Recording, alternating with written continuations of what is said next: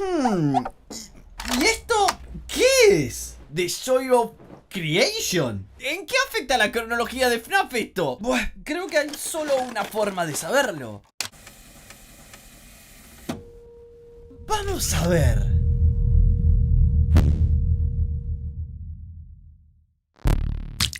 Si ya de por sí la mayoría de nosotros está rascándose la cabeza tratando de entender la historia de Five Nights at Freddy's, ahora imagínense un fangame de FNAF que no solo tiene una historia basada en el primer y segundo juego, ignorando casi por completo a todos los demás, sino que también involucra a espíritus, bosques embrujados, doppelgangers y hasta al mismísimo Scott Cawthon. Pero para entender la historia de The Joy of Creation, el meme llegó demasiado lejos, necesitamos tener en cuenta que los acontecimientos de este fangame son un poco extraños, como toda buena cronología de Five Nights at Freddy's. Y su historia no está confirmada, por lo que nos guiaremos con teorías para tratar de darle una explicación a los eventos, ya que este no es como cualquier fangame ordinario de Five Nights at Freddy's, sino que su enfoque e historia son algo distintos. Ya verán a lo que me refiero.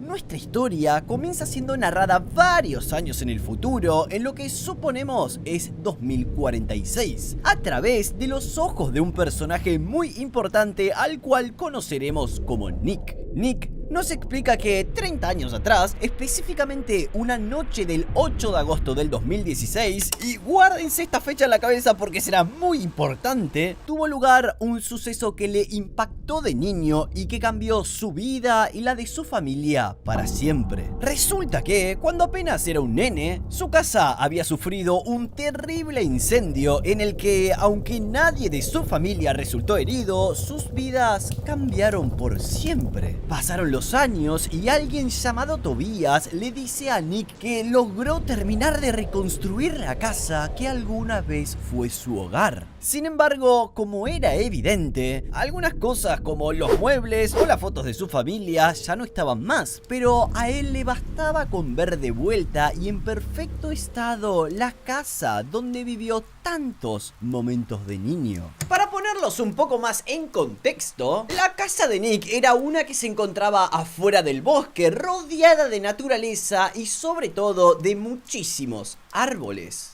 En esta casa vivió con sus padres y sus dos hermanos hasta el día del incidente. Algo curioso sobre el lugar en el que Nick vivía es que todos los días había ciertos rumores de que el bosque cerca de su casa estaba embrujado.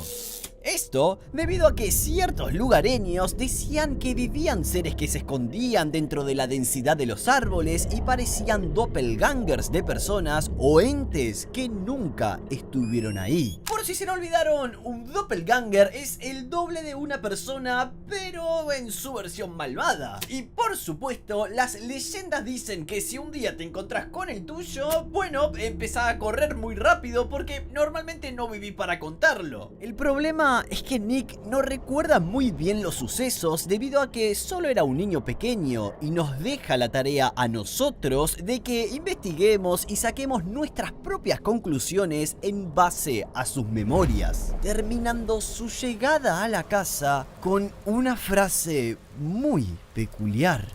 This is the story of the night I lost my home, my childhood, and almost my family. When Five Nights at Freddy's just ended. Luego de que Nick terminara su narración, volvemos a la fecha establecida, 8 de agosto del 2016.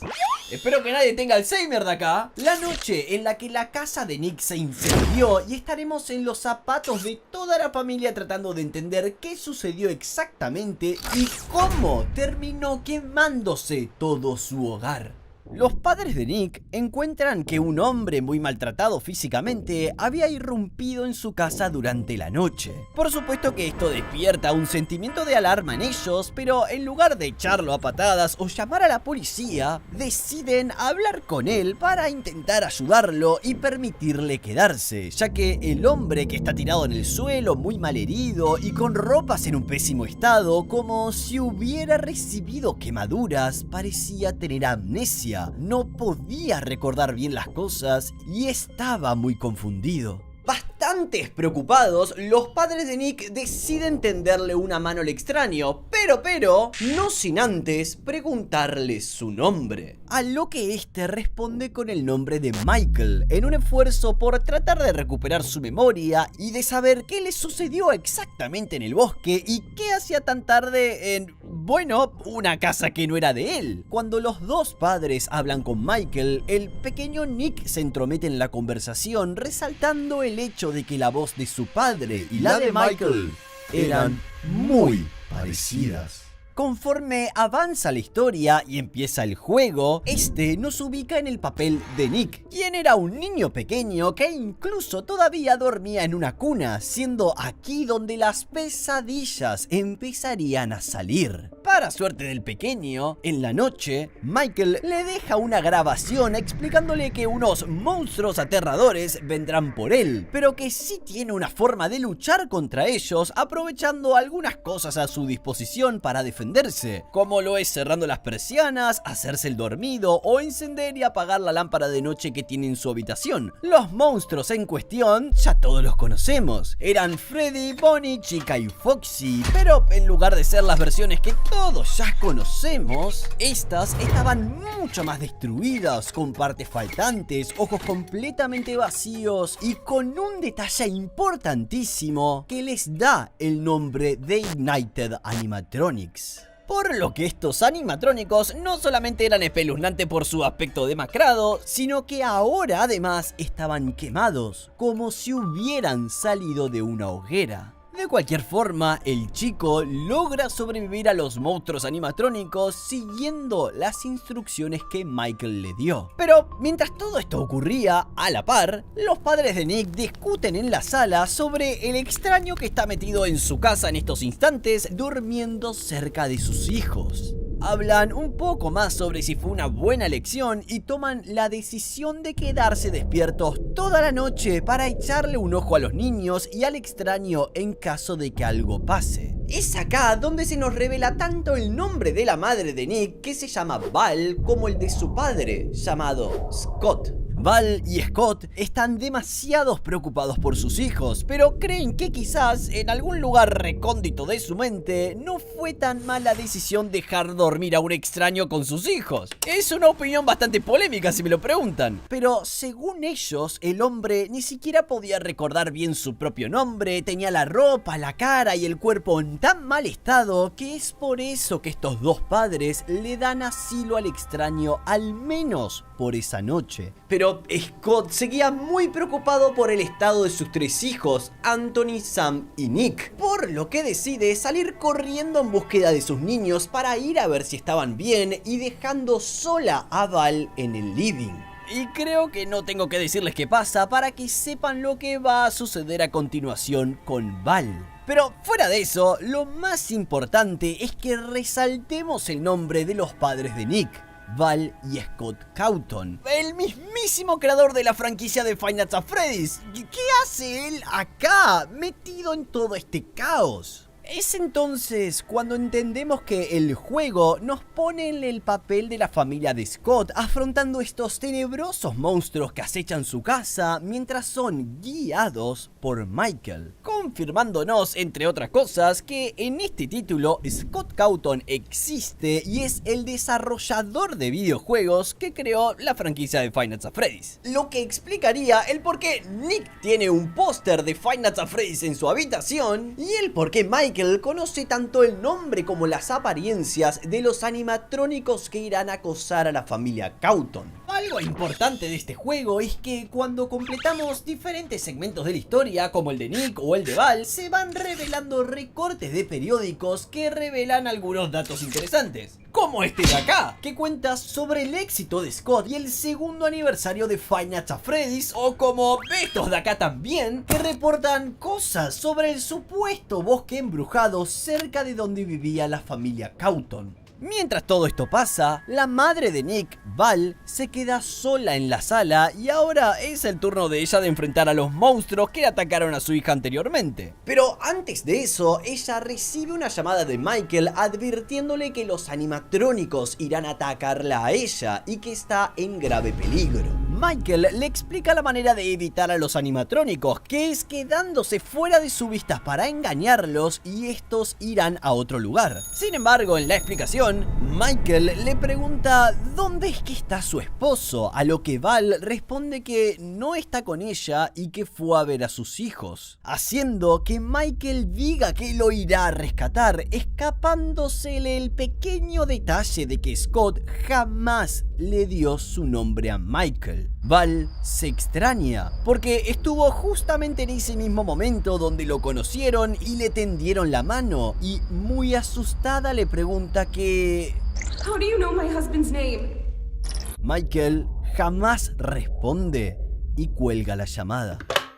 Mientras Val lucha por su vida en el living contra los animatrónicos, en otra parte de la casa podemos ver a Scott Cawthon caminando hacia la habitación de sus hijos para ir a revisar cómo están, pero este escucha un grito que proviene de la habitación que no es otro sino el de Nick. Esto lo alarma y rápidamente corre hacia la puerta, encontrando la habitación vacía y empezando a tener alucinaciones, lo que lo hace entrar en un estado de pánico y shock. Se convence a sí mismo de que lo que ve no es real, pero toda su seguridad se derrumba al ver detrás de él una figura familiar, una figura que aparecía en lo más oscuro, nada más ni nada menos que Freddy Fazbear. Pero este no era como el Freddy que él había creado. Este era muchísimo más violento. Scott lo reconoce, pero era demasiado tarde. Empiezan una persecución, haciendo que la casa se modifique en una especie de laberinto, convirtiéndose en largos y extendidos pasillos que no llevan a ningún otro sitio sino que a su oficina de trabajo, aquella donde desarrolló sus antiguos juegos. Ahí es donde Scott se da cuenta de una nota de parte de su esposa e hijos, quienes le dicen que se refugiaron en el sótano, lo que nos da a entender que Val sobrevivió al ataque de los animatrónicos completamente ilesa y se llevó a los niños para ponerlos a salvo. Scott, quizás por temor, el estado de shock o el pánico, o que literalmente te están persiguiendo los bichos que vos creaste, no se cuestiona la nota, la asimila y es ahí donde empieza su turno de sobrevivir a los animatrónicos en su oficina. Scott se tiene que cuidar él solito de los animatrónicos, y algo muy curioso es que en una parte de la noche se puede escuchar una grabación hecha por él mismo donde asegura que perdió la noción del tiempo y que los relojes se han detenido completamente. No sabe si han pasado horas, días y siquiera si la luz del sol está fuera, lo que nos quiere decir que quizás Scott sigue teniendo alucinaciones y su mente le está jugando una mala broma. Lo único que sabe con certeza y tiene muy claro es que cuando salga de su oficina irá a buscar a su familia para llevárselos muy lejos. Y quizás se preguntan qué pasó con Scott esa noche. Bueno, él logró sobrevivir a los animatrónicos a pesar de las alucinaciones re locas y rápidamente se dirigió al sótano con la esperanza de encontrar a sus hijos gracias a la nota que vio en la oficina, donde consigue ver un monitor que refleja los ojos blancos de los animatrónicos Ignited. Scott se enfurece con ellos por la pesadilla que ha llevado a su hogar y estos aparecen en pantalla. Scott, confrontante, les dice que él los creó y que no tienen derecho a hacerle esto a su familia. Pero se da cuenta que no eran ellos de verdad y que estaban siendo manipulados de alguna forma. Antes de que pudiera seguir hablando, es noqueado por Michael y cae al suelo inconsciente. Al despertar está atado y una llamada se reproduce frente a él. Era Michael una vez más. Este empieza a hablarle y le dice que ellos, refiriéndose a los animatrónicos, han estado aguantándose mucho, pero que no pueden resistirse más. Scott quiere respuestas y que si sabe que va a morir, al menos quiere saber el por qué. Michael al menos le deja saber esto y explica que le hizo una promesa a ellos de que les dejaría a Scott para que fuera todo suyo. Lo cual se han unido todos juntos en una amalgama animatrónica que conoceremos como Creation, el jefe final del juego por si no se dieron cuenta. Durante esta cinemática, Michael le dice que la experiencia de haber sido él mismo fue maravillosa, le agradece por todo y que se siente fantástico de ser Michael, pero que quiere tener la oportunidad de quedarse así por siempre y tener una vida propia. Le dice explícitamente que I want to keep feeling like this forever. And to do that, I need you to die. ¿pero qué acaba de pasar? Y sí, sé que puede llegar a ser un montonazo de información, pero déjenme que se lo resumo muy rápido. Michael llega durante la noche con un aspecto totalmente demacrado, casi como si tuviera quemaduras en su cuerpo, y le advierte a esta extraña familia, es decir, los Cauton, que los animatrónicos los estarían atacando. Algo que, además de ser sospechoso, nos confirma por completo que los animatrónicos y Mike cooperaban desde un principio. Esto explicaría el por qué el aspecto incinerado, casi destruido de los animatrónicos y el aspecto físico deplorable de Michael es tan parecido. Es que Michael siempre fue uno de ellos, no un animatrónico, ¿sí? Ojito con eso, sino un Ignited. Es por esto que los animatrónicos jamás atacaron a Michael ni se mostraron hostiles contra él. Es porque todos siempre jugaron para el mismo bando. Y el único plan fue capturar a Scott Cawthon, su creador. Porque no podemos olvidar el hecho de que Michael Smith también es una creación de Scott, para así poder matarlo y ser finalmente libres, siendo ellos nada más que doppelgangers de personajes ficticios que alguna vez formaron parte de un videojuego, pero ahora son más reales que nunca debido al deseo de querer existir y de querer vengarse de quien los creó. Este resulta ser un plot twist muy interesante porque le da sentido al nombre del juego desde un principio: The Joy of Creation. Básicamente lo que el juego nos quiere decir es que las creaciones que estuvieron sufriendo muchísimo finalmente se sienten libres al darle un final a la persona que los hizo como los hizo, miserables. Ellos no pidieron ser monstruos, Michael no pidió existir en primer lugar, y por eso le darán fin a Scott. Pero volvamos con Scott, que mientras Michael le termina de explicar esto, como todo buen villano, Scott se libera y ahora se tiene que enfrentar cara a cara con The Creation. Este es uno de los enfrentamientos más alucinantes de un fangame de FNAF, y todo termina cuando la caldera que tenían en la casa empieza a alcanzar una temperatura tan elevada que explota, lo que inicia el incendio que quemará la casa de los Cawthon, siendo esta la explicación que buscábamos del por qué Nick perdió su hogar, su niñez y casi a su familia bajo el fuego. La caldera finalmente explota y de esta manera Creation es incapaz de acabar con Scott, por lo que Michael decide tomar por mano propia y en lugar de matarlo tienen una última conversación, porque él no es un monstruo, sino algo más o menos parecido a un ser humano. Scott está muy mal herido, es un hombre que lo dio todo por sobrevivir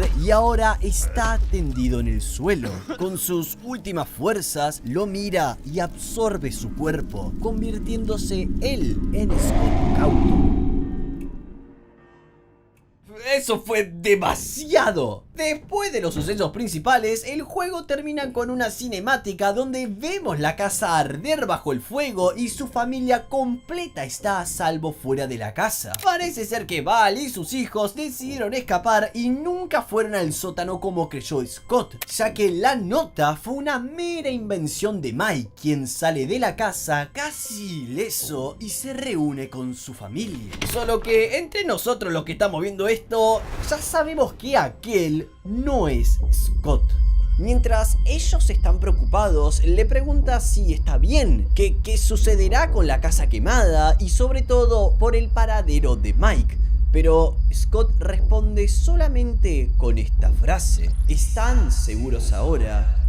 Es todo lo que importa. Sus hijos y su esposa le dicen que actúa raro, que algo le sucede, y este sigue repitiendo lo mismo una y otra vez. La cinemática se hace cada vez más oscura y la frase ¿están seguros ahora? Es todo lo que importa se sigue repitiendo una y otra vez, mientras la voz de Scott y la de Mike se confunden y fusionan una con la otra. La cinemática cierra con la voz de Mike en la oscuridad hablándole a Scott, casi como si ahora Mike, al tener el poder y control total del cuerpo, puede hablarle a la pequeña parte de la conciencia de Scott que quedó suprimida, diciéndole lo siguiente: ¿ves? Ellos están seguros, tal y como me lo pediste. Gracias por tu colaboración, Scott. Me haré cargo de todo a partir de ahora. Está más que claro que Mike traicionó a los animatrónicos y aprovechó la oportunidad para tomar el cuerpo de Scott, siendo este su plan desde el principio. Y no conforme con esto, Mike también se deshizo de los demás animatrónicos Ignited, exceptuando a uno solo. Pero ya hablaremos de este más adelante, ¿sí? Ahora, ya que todos entendieron el por qué hubo un incendio y qué pasó exactamente el 8 de agosto de 2016, es momento de hablar de lo que pasó un tiempo después. En uno de los periódicos posteriores a esos días, nos explican que el creador de Five Nights at Freddy's, 8 días después de lo sucedido, decidió cancelar su siguiente videojuego, Sister Location, es decir, el 16 de agosto de ese año, correspondiendo así a un evento canon en la vida real cuando Scott subió un teaser del juego que decía cancelado por filtraciones. Una frase que tiene correlación con Sister Location y no es que era porque realmente había un juego cancelado. Sin embargo, en el mundo de The Joy of Creation, esta sí fue una cancelación real. Todo parte del plan de Mike para detener a Scott de seguir creando videojuegos, evitando así el sufrimiento de más personajes, siendo este el motivo del por qué Nick al inicio, cuando relata su historia, nos dice: When Five Nights at Freddy's just ended.